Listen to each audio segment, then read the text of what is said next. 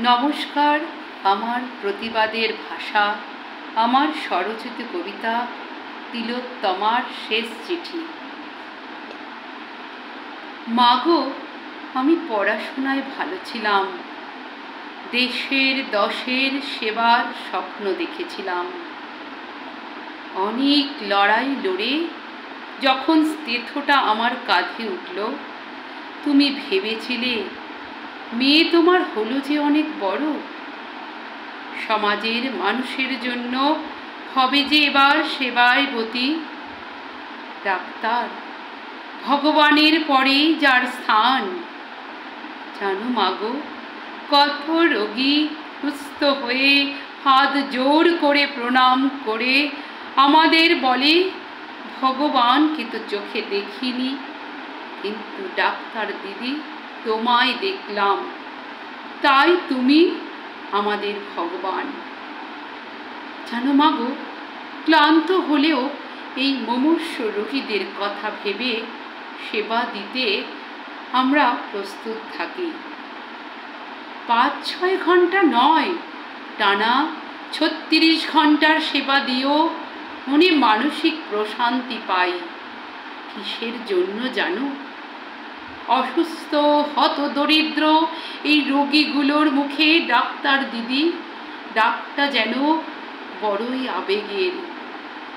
মা, এটুকু শান্তি প্রশান্তি নিয়ে আমার কর্মস্থলে আমি নিশ্চিন্তে ছিলাম। রাতে শেষ খাবার খেয়ে যখন তোমায় ফোন করলাম, তুমি বলেছিলে সকাল সকাল বাড়ি ফিরতে। আমার আর ফেরা হলো না মাগো। হায়নার দল শিকারের ফাঁদ পেতে রেখেছিল, ওদের জৈবিক চাহিদা পূরণের লক্ষ্যে আমায় বারংবার আঘাত হানল। শত বাধায়ও যখন কাবু করতে পারল না, তখন কিল ও ঘুষি মেরে রক্তাক্ত করল আমায়।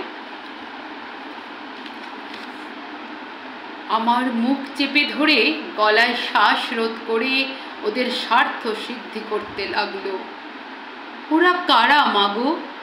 সমাজের আনাচে কানাচে ওরা থাকে জানি, তাই বলে হাসপাতালেও রোগী, রক্ত, মর্গ, স্কুল, কলেজ, বিশ্ববিদ্যালয়েও ওদের নৃশংস থাবায় মরবো আমরা আর কতদিন মাগো? দেশ আজ স্বাধীন হয়েছে, আমরা কেন স্বাধীন নই?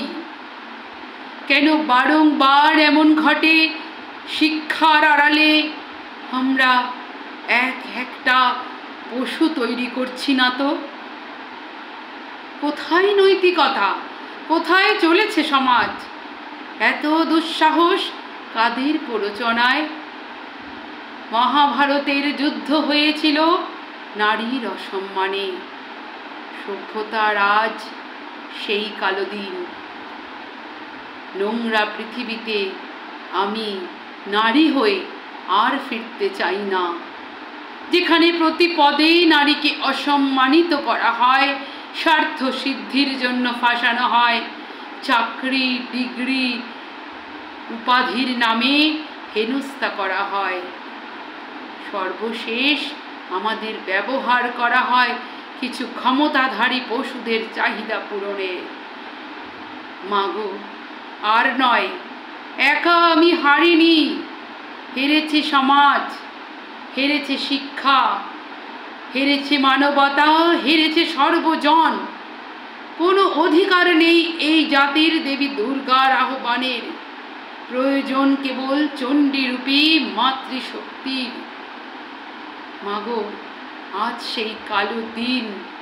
আজ আমার হয়ে হাজার লাখো নারী পথে নেমেছে রাত দখল করতে। আমি চাই আমি পারিনি, ওরা পারুক।